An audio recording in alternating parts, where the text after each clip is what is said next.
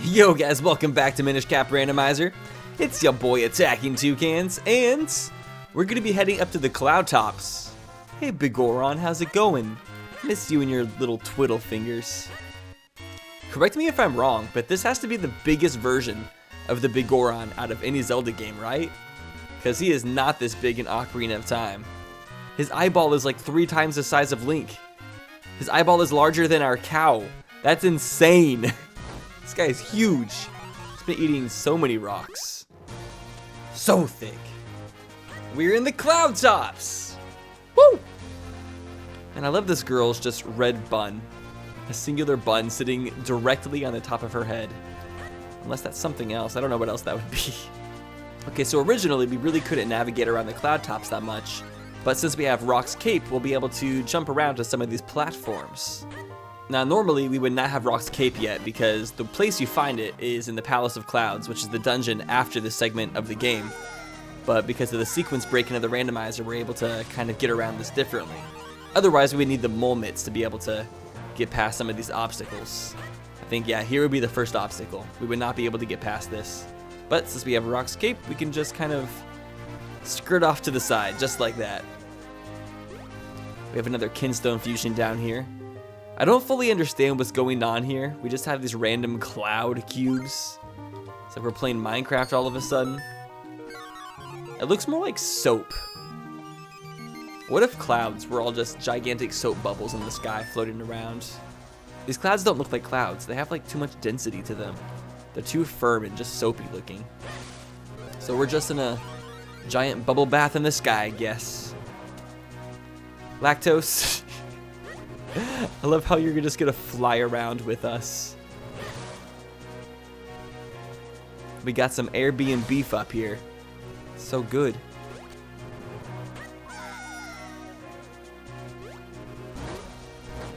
We jumped down and Lactose lands directly on top of us.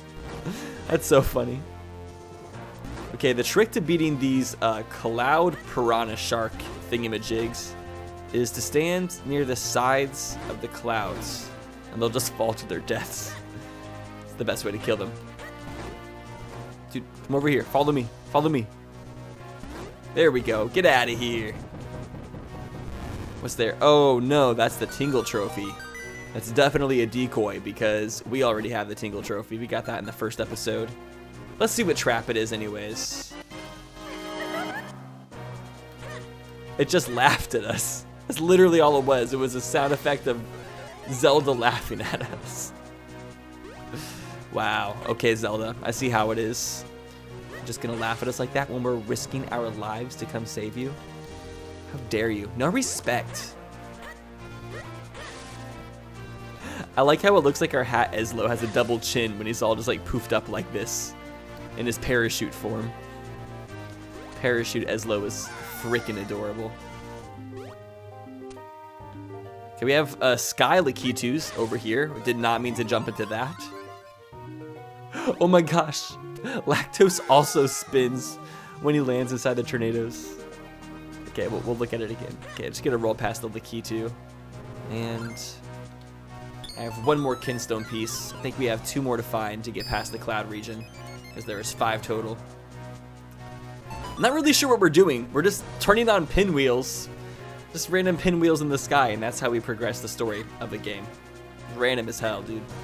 So random. Yay, Lactose spins too. I'm here for it. Okay, I think, whoa.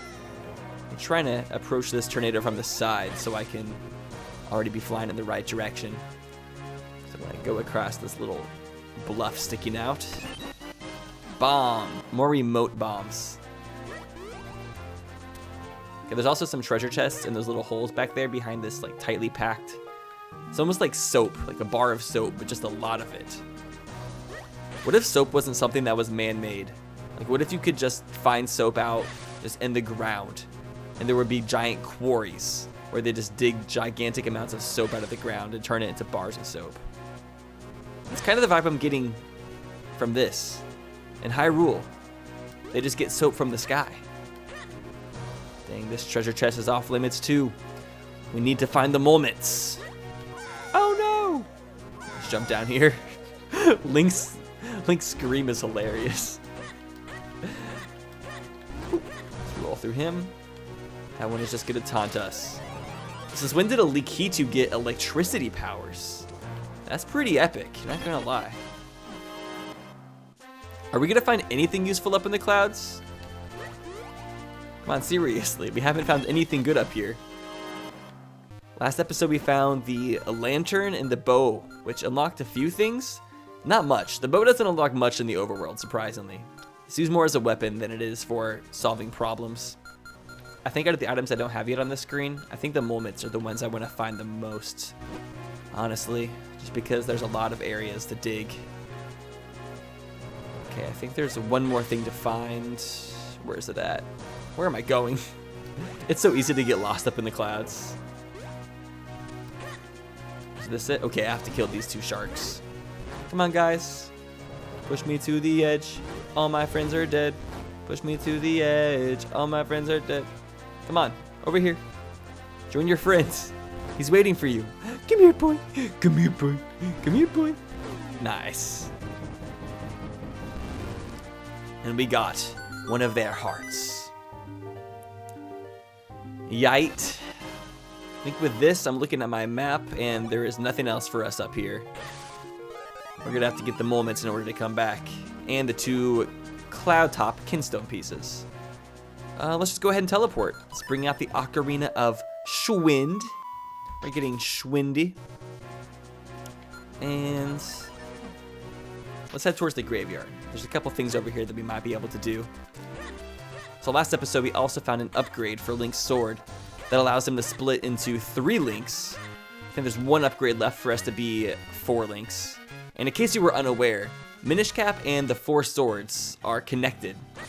They take place in the same universe, and the main villain, Vati, is the main final boss for both games, which is pretty neat. And that explains why Link is able to duplicate himself in this game.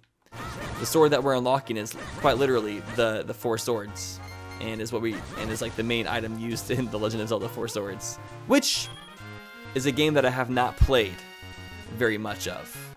Maybe like an hour or so. Ooh, Castor Wilds. We can go down here to the Wind Ruins now that we have that. All right, this area is scary, but it's okay because we have the lantern. But yeah, 4 Swords is one of the few Zelda games I haven't played, along with Oracles of Ages and Seasons. And it's probably a game I should play, especially with how much I love the Minish Cap universe. Ooh, it's a giant fairy. I love her space buns. Welcome to the Adventurer's Spring. Would you tell me of your travels? Sure. I found this hat. It's alive. It took a shit on my head. I'm not very happy about it. Now, normally this is a set of trivia questions, which it still is, but the randomizer makes it so you don't have to get any of the questions right. But typically you have to read all these trivia questions and answer the questions correctly. But we're gonna spam through them because we're not playing the base game and we don't really know all those answers. Well, I do know the answers. I'm just not trying to get into that right now.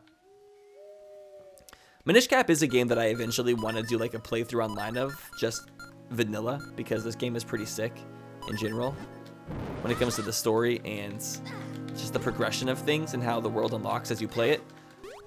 But I'm happy I'm doing it after the randomizer because I'm learning a lot about the base game in general through playing the randomizer. Okay, we might not be able to do too much in this area. Ooh boy. Okay, I'm gonna put the lantern out. So the trick for this section is you want to go left 3 screens and then up 3 screens, because that's where a item is hidden in the woods. And I think there's just like some piece of dialogue in the game at some point that teaches you that. But I was told by somebody who knew the game better than me. I don't know what item you normally find in the graveyard from going this direction. But oh wait, did we miss it? Oh no, did I get lost? I think I got lost. That's 1. 2 more. I'm gonna put my lantern out because the ghosts are attracted to the lantern. They like the light. I'm not sure where the spotlight is coming from that's on top of us right now, but whoever's the stagehand, thank you.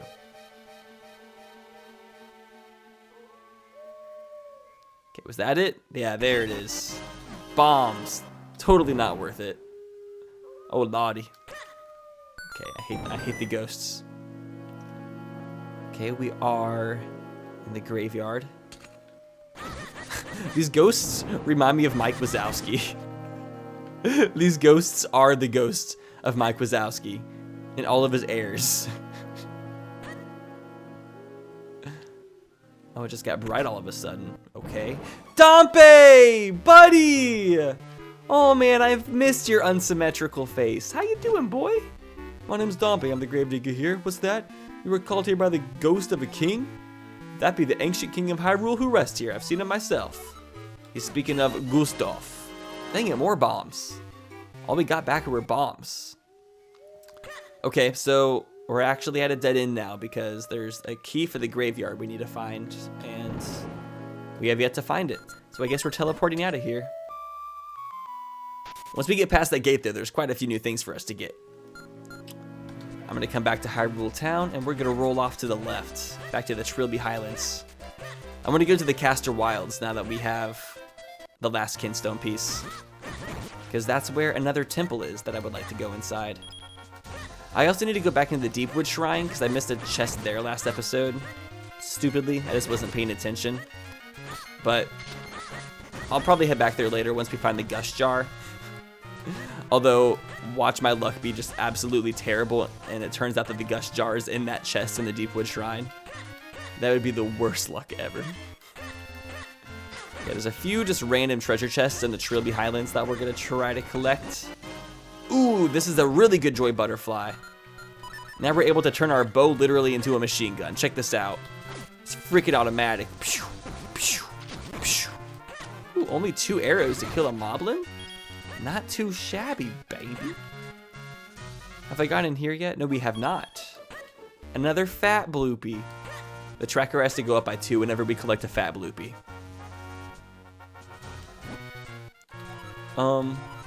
Sure, you're a shy person. You can't talk to someone.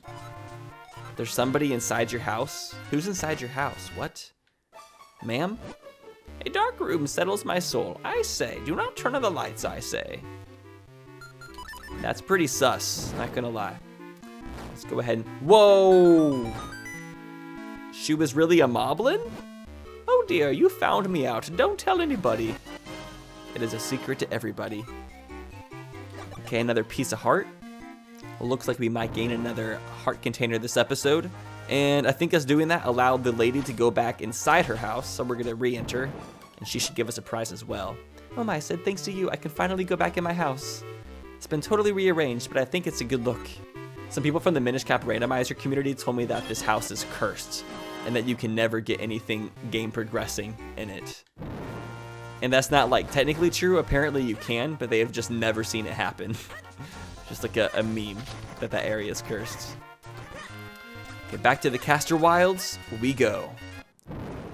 Well, honestly, we might be better off just playing the song on the ocarina and teleport into the lower section. Because I don't want to have to navigate this place again. That's obnoxious. Okay, back down here. Gotta use Rock's Cape to get through the sludge. Ew, gross. And this is the one we had a mate with. Oh, yeah, that felt good. So real quick, I want to give a shout out to some more people who made some art for this series. We have Namine54, who made this adorable picture where Sid and Lactose have their faces smushed all up into each other. Oh, it's so cute. I love it. Ooh, floating rupee, nice. And then I have another one from Duddle Prince, and it's of Lactose sitting his big fat udder sack on top of Link's head, which is crushing Eslo. You see Eslo being just so distressed in this picture. And then Lactose looks so cute as well. Oh my gosh, it's the best. I think it's so awesome that we have like so many talented artists watching these videos. We're able to make all these awesome pictures. I feel so blessed by that. It just really builds up the lore of our randomizer, you know? Ooh. Okay, let's shrink it back down. What's inside this crack? Anything? Oh. We can steal his prized possession. What if we found Oh, it almost looks like he's holding a knife, but he's like trying to keep it hidden from us. So we don't know that he murdered somebody. Oh my God. What did you do, sir? Who did you kill? How many people? I don't want to know. Okay, I'm getting the hell out of here. Nope. Not risking my life. Not today. Okay, so we just turned that Armos on. Not like in a sexual way. We just like turned his switch on and now he's able to come alive. It's really weird to put it. Make me feel alive, come on and turn me on. Touch me through the night, come on and turn me on, turn me on. Ooh, this chest is super shiny. Ooh, cloud top. Hello, little bouncy boys. Okay, there's some vines on this wall you can notice. Whoa, how do I get past? Do I have to kill them? These types of puzzles never make sense to me. I never understand how there's like just obstacles in your way that can sense when all of the living sentient enemies in the room have been defeated. And then the block is like, okay, you killed the enemies, I'll go away now. That just doesn't make sense.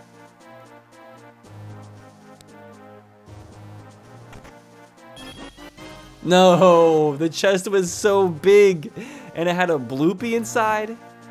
Wow, what a freaking cock tease, man. Okay. The music has gotten extra saucy back here. We love saucy music. Okay, let's start with this. You know, I probably should have killed all the Tektites so they won't like destroy me as Minish Link. Wait, can they see me as Minish Link? Nope, definitely not. He just jumped in the opposite direction. Okay, there's a couple things right here. There's like a little ledge that we can go inside. Oh, it's a full dungeon. Okay. Use the cape to skip stuff, as usual. No. Hey.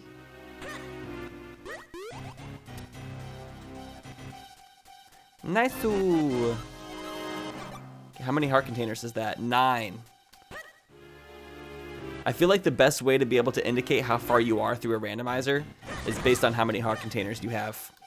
So since we have about 9, we're probably around halfway done with the randomizer. Maybe a little bit over.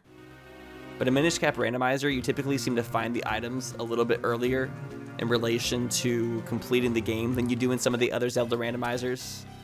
Like once you get all the items, there's still a few things left for you to do before you can actually beat the game itself. Because the cool thing about this game is that in the last dungeon of the game, they pretty much have you use all of the items. They don't just like make you stick with the one item that you got from the most recent dungeon. They kind of switch it up on you and give you options. Okay, I'm making this really dangerous right now, going around without killing the snakes. It's also taking me a lot more time because I can't walk through this tall grass. I should have chopped it with Link's sword first. Okay, another Armos. Turn him on. You like that, big boy? Get these Sneckos out of here. Yes, filthy Sneckos. I love how these statues have this like a beer gut. Probably from sitting there too long. Who knows? This area is not too bad to go through because you're able to push these circular stones and make shortcuts for yourself along the way. Not too shabby. Do we need a fairy? Probably wouldn't hurt. At least for now. The fairies in this game, if you die, I believe only refill 5 or 6 of your hearts. Not all of them like they typically do. Okay, so we're gonna have to kill all of these guys in this area in order to get rid of these statues over here. Ooh, 2 at the same time, baby. We dropped a green kinstone. We don't associate with that. Jeez, that guy is like really weird. I don't know how he moves so fast. All of the others move super duper slow, but that one is woke. It is trying to prevent you from going wherever you're going. This has been the worst episode ever for finding useful items. We haven't found anything good. Okay, so to deal with this guy, we're gonna need to turn into Minish Link. He goes back to his place. Let me show you what he does again. He freaking just goes on high alert and just sprints. And then goes back to sleep. And then you can't get past. He's different. He's different. So this one's opposite from the others. We gotta turn him off. Go to sleep, little guy. Sweet dreams.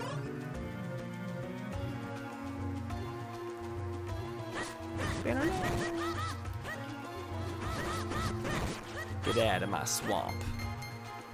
A fat bloopy. Okay, stole his rock. Didn't realize I could pick it up. Oh, there's another one. Wow. These guys are so good at disguise. Freaking die naked for all I care. That was one of the most obnoxious enemies I've ever fought. Random little chest. A lot of bloopies in this episode too. Lever! No! Alright, finally in another temple. The Fortress of Winds. This is a pretty fun temple. This is where you find the mole mitts. And you really just dig stuff out. You do a lot of digging in this temple. A little spark. Okay, so we're going to be looking for keys. Hopefully we can find the mole mitts in here so we can beat this in one go. Because we have yet to beat a temple in this game, which is really a shame because I can't wait to show you guys some of the boss fights in this game. It's like one of the best parts. Some really unique boss fights. Another little interesting fact is these spark enemies, if you kill them with a boomerang, they give you a fairy. Very generous health refill. I'm actually very surprised they do that in this game. Got some high hops, man. I'm trying to be a basketball player. I'm really tall, IRL, and lots of people, whenever they meet me for the first time, they're like, oh my god, you're so tall. Do you play basketball? And then I always like to lie to them and be like, yeah, I do actually. I'm on the NBA. Have you heard of me? Cedar Wall? I'm like one of the most hated players in the sport. I'm the one who bit off Michael Jordan's ear. You don't remember that? Do you even watch sports, bro? What the heck? How could you forget that? That was like one of the most iconic moments in sports history. Is this guy awake? He is. He's hiding the fourth pad. That little stinker. How dare you? Zoop, zoop, zoop, zoop, zoop, zoop, zoop, zoop, zoop, zoop. Sound effects are very satisfying. Okay, so this is like an instance of the game where you should only have one clone of Link. Typically, you would not be able to have 3 versions of him in this dungeon. So in these instances, the game like corrects itself and gives you 2 clones. It's pretty cool. Otherwise, you would have an extra Link that you cannot use, and it might mess up some of the puzzles in the dungeons. Is this guy turned off? Dude, wake up!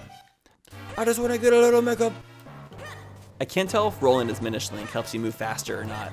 It definitely helps you move faster as regular Link. That's for sure. Okay. And what is this gonna do? Oh, it just makes some arrows fall down there? Really? Is that it? That's the good news? Sheesh. For now, I'm gonna jump down. We're gonna fall all the way down as Minish Link. And we can't pick that up right now because we're too small. But I'm gonna go through this hole, and apparently Lactose can walk through walls. He's a magician, can't forget that. And we have a secret room over here, yay! Yay, secret rooms! Let's grab ourselves another key. Oh, no, no, no, no, no, no, no. Dude's freaking me out. Okay, well, while we're navigating this dungeon, I think this is a good time to talk about last episode's comment question of the day, where I asked you guys if they were to make another multiplayer Zelda game, how would you want to see multiplayer represented? And here were some of my favorite responses. So we got a cool idea that said it should be co-op, and both versions of Link should play from different dimensions that are connected to one another, so where if you do something in one dimension, the other gets affected. And it would just be like a really fun interactive co-op experience.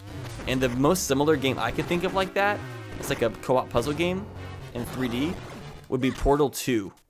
Portal 2 has one of the most fun co-op modes I have ever played, and it's just really interactive with how you interact with one another. So I would love to see something like that. Portal 2 co-op, but Zelda style. Okay, we can go both ways. Let's start by going to the left.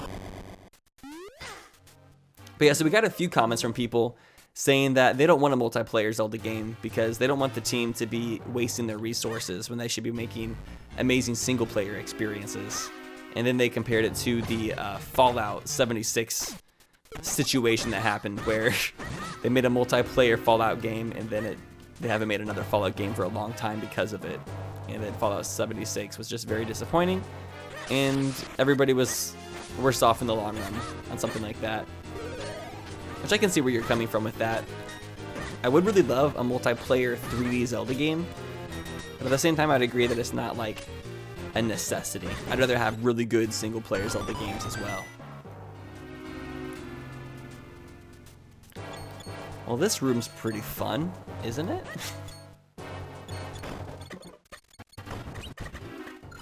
When I used to play this game just for real, this is the portion of the dungeon that would really confuse me. You see these 3 little squares right here with the Swispy symbols on them? That's indicating that you can blow up this wall right here, which kind of makes sense, but at the same time, I don't think that's a good enough indicator. The dungeon map.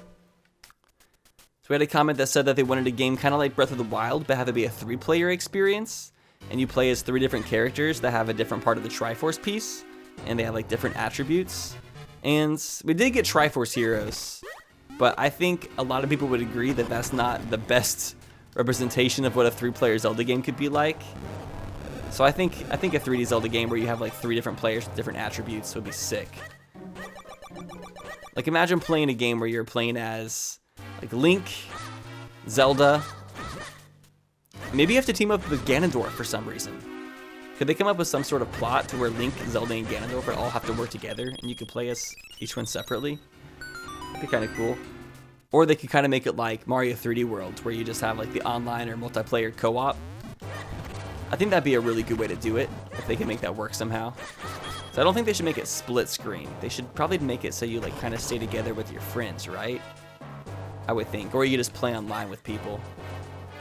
3D World would probably be a good indicator. And then on top of that, for Age of Calamity, the new Hyrule Warriors game, they made like 20 plus characters in the Breath of the Wild series, playable like animated characters. So they should use some of the resources that they use for that and utilize some more playable characters in the next Zelda game. That'd be amazing. We got several comments saying they wanted a remaster of 4 Swords for the Switch, which I would probably agree that's a pretty good idea, just because of the fact that we'd actually be able to have like good online multiplayer for it now, so the concept would just make a lot more sense. But apart from that, I've never played 4 Swords, so I can't really give too much input on that, unfortunately. And then this last comment said, it'd be cool to see a Zelda 35 game. So we've seen Pac-Man, Tetris, and Mario 35. So why not get Zelda in there as well and make it so you can try to race through dungeons against people, and then when people get different prizes and whatnot, they can use them to add extra enemies to other players' dungeons. I think there's a lot of potential with that concept. And they took Mario 35 off of Switch Online. It was like a temporary game, kind of like Mario 3D World All-Stars. And that makes me wonder, were they just like doing some beta testing with that? Like they were just testing out some concepts to see if they work, because maybe they're planning on releasing like a full like Nintendo 35 game in general, where you can just play a bunch of different games as a battle royale. That'd be sick, like a battle royale Nintendo collection. That would make me pretty hard. Woo! Like. Get out of here. But yeah, there's lots of different ways that they could approach multiplayer, and it'll be interesting to see what Nintendo does over the years. I hope I and Nintendo both live on for a long time. I mean, because if I live to be like 80 years old, that means I have like over 50 more years of life. And how many more Zelda games could Nintendo make in 50 years if they continue to succeed and flourish, like I hope they will? Woo. That is timed, so you've got to be pretty quick. Anything good back here? No, not really. The only part I hate about the duplication system is how long it takes to charge up your sword in order to duplicate. It's kind of dumb. Okay, almost time. Unfortunately, you can't use items if you have multiple links, or else I would have shot both of them in the eyes at once. Damn, being shot in the eye has to be the worst way to go out. No, thank you. Bum, Power bracelets. We actually found something for once. I don't know if these even do much for us. They allow us to push things as small Link, as Minish Link. We're like stronger. That might open up like 1 or 2 different options for us, but not much. I think without the Mulmits, we're just about at the end of this dungeon.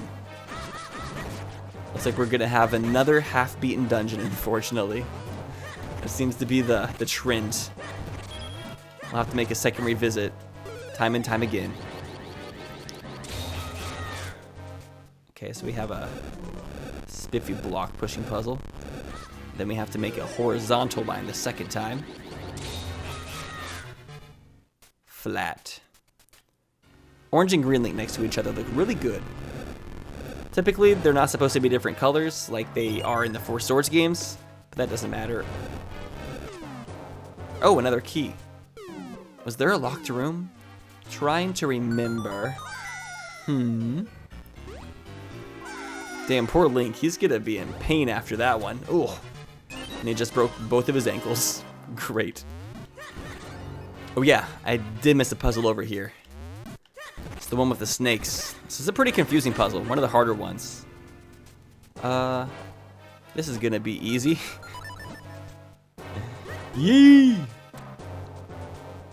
Okay, so how do I do this? I need to push the bottom left and the top right buttons down with statues, and then I'll clone Link to press the other 2.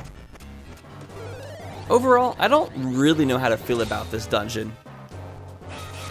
It's fairly nice. It's kind of generic. Feels really dirty. Just like a dungeon that got filled up with dirt and got forgotten. Ooh, boss key. Oh, we still can't get to the boss without the mitts anyways. Okay, I think that's all we can do here, so I'm gonna go ahead and quick warp out. See you later, FOW. Comment question of the day for this episode can be, if you've played this game, what is your favorite dungeon in Minish Cap, and why? We can talk a bit more about the dungeons next episode, because I think we're going to be going into quite a few. Okay, now we're going back to the castle garden, because over to the side, we came down here in the first episode, but we weren't able to talk to the Blade Brother, because we didn't have the lantern to light the room up. His electricity went out. He can't see. Doesn't even know we're in here right now. Is his hair pink? Is this Jeffree Star? Oh my gosh, it really is. Look at how fierce he looks. Grimblade. Yes, please teach me your ways. Teach me something good. Please, anything. Come on, Gush Jar. No, Kanapachi. No, Mulmits. I don't know, anything. No, not rupees. You whore. Dang it. Oh my god, no, the golden snake. He wants me. I don't want him though. I don't want him. Okay, so there's like only 1 or 2 things in the whole entire game I think you can do with the... Where is it? With the power bracelets that we got. Let's go ahead and do that real fast. Like I said, the power bracelets allow you to push things that are heavy when you're Minish Link. For example, we could push pots, and the other thing we're going to be pushing is bookshelves. Nice. So Link can become a professional mover, what he's always wanted. I'm so happy for him. What a big day. Up in the dusty rafters. I love it up here. Okay, so this book is the item that we're trying to receive. Typically that's a part of the library side quests, which is the worst side quest in the game, having to find the 3 books. I'm surprised we haven't found one of the books yet in just the randomizer, because there's 3. It's probably for the best. I don't want to learn anything new right now. I want to just wallow in my ignorance. Alright, and 3 of us plus lactose, we should be able to weigh it down. How did that not work? Are you kidding me? There we go. I think maybe I just had to stand still. Another quiver upgrade? Really? Is that what it is? And before we get that, did I ever go to the fountain? 'Cause if not, that's what's going to be next. And I know a lot of people have been looking forward to this part of the game. because everybody finds it so hilarious for some reason. Can I swim across? I can. Cool. Oh, hi. You come here a lot. I guess you must like this place. Oh, yeah, sure do. We have the battlefield of kittens. We gotta watch out because these cats don't play. They're here to swipe all day. Bitch. Corvette. Get out of here. Ew, slugs. So slimy. Yeah, so slimy. Nope. Can't do that. Another use of the Cane of Patchy, the item we don't have, is if you hit a hole with it, and then you jump inside the hole, you'll end up shooting up way higher. You get like a jump boost. Isn't there an item just right over here? There is! Skill Scroll! Peril Beam. Release a mighty beam from the tip of your blade. Use it in dire moments. So that means if we ever get down to a single heart, we will have a sword beam to shoot enemies. Comes in pretty good use. Swim through the moat. Got one more item over here. Bombs. Yuck. Is that it? For real? Okay, still nothing good. We're like quite literally running out of things to do again. These are the parts of the randomizers where I start to get a little bit stressed out. I don't want that to happen. Okay, fastest thing we can do now is quick warp. And whoa, it just brings us all the way back to the entrance. Okay, let's go pick up that quiver. Somebody fleshed it up for us real nice. And that means 99 arrows? No, 70 arrows. I think there is one more upgrade to get it to 99 though, believe it or not. Wow, we did not find any of these 4 items this episode. I am flabbergasted. Would have not expected that. Okay, we're back in Lon Lon Ranch, and we're gonna get 2 more items in this video. That's all we're gonna go for. So hopefully, we don't get screwed over. Oh no, I messed up. Dang it. You can't have one of your clones be in the front, or else they get squashed. There, just like that. Just like that, come my way. Okay, only one left now. Which I think it's like behind some wall somewhere. Where is it at? Is it up here? No. Did I miss it? I know there's some bombable wall in here. It's like the sneakiest bombable wall in the whole entire game. There it is. So freaking sneaky. What is it trying to hide? Probably the best item in the game, surely. Oh, heart container. Well, we have 50% of all of the heart containers now after getting that chest. So I guess that's really a good place to end this episode. Sure. Anyways, thank you all so much for watching. If you enjoyed the video, please consider giving the video a thumbs up. And I will see you. Oh no, I'm burning down the whole pasture. Oh no! Oh no!